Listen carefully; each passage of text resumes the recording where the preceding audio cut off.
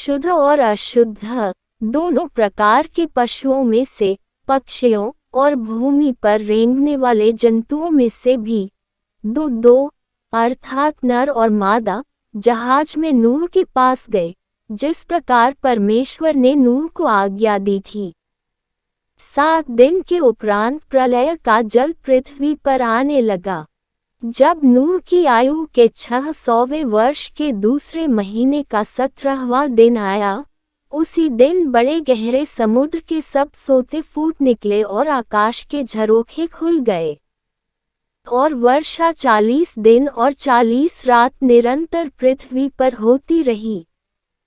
ठीक उसी दिन नूह अपने पुत्र शेम, हाम और येपेत और अपनी पत्नी और तीनों बहुओं समेत और उनके संग एक एक जाति के सब बनेले पशु और एक एक जाति के सब घरेलू पशु और एक एक जाति के सब पृथ्वी पर रेंगने वाले जंतु और एक एक जाति के सब उड़ने वाले पंछी जहाज में गए।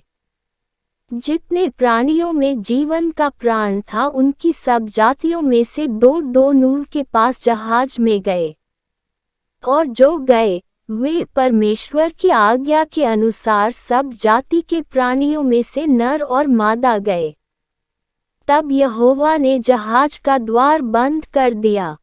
पृथ्वी पर 40 दिन तक जल प्रलय होता रहा और पानी बहुत बढ़ता ही गया, जिससे जहाज ऊपर को उठने लगा और वह पृथ्वी पर से ऊंचा उठ गया। जल बढ़ते बढ़ते पृथ्वी पर बहुत ही बढ़ गया और जहाज जल के ऊपर ऊपर तैरता रहा। जल पृथ्वी पर अत्यंत बढ़ गया, यहाँ तक कि सारी धरती पर जितने बड़े बड़े पहाड़ थे सब डूब गए। जल 15 हाथ और ऊपर बढ़ गया और पहाड़ भी डूब गए। और क्या पक्षी, क्या घरेलू पशु, क्या बनेले पशु और पृथ्वी पर सब चलने वाले प्राणी और जितने जंतु पृथ्वी में बहुतायत से भर गए थे, वे सब और सब मनुष्य मर गए। जो स्थल पर थे, उनमें से जितनों के नथनों में जीवन का श्वास था, सब मर मिटे। और क्या मनुष्य, क्या पशु, क्या रेंगने वाले जंतु, क्या आकाश के पक्षी, जो भूमि पर थे, सब पृथ्वी पर से मिट गए। केवल नूह और जितने उसके संग जहाज में थे, वे ही चच गए।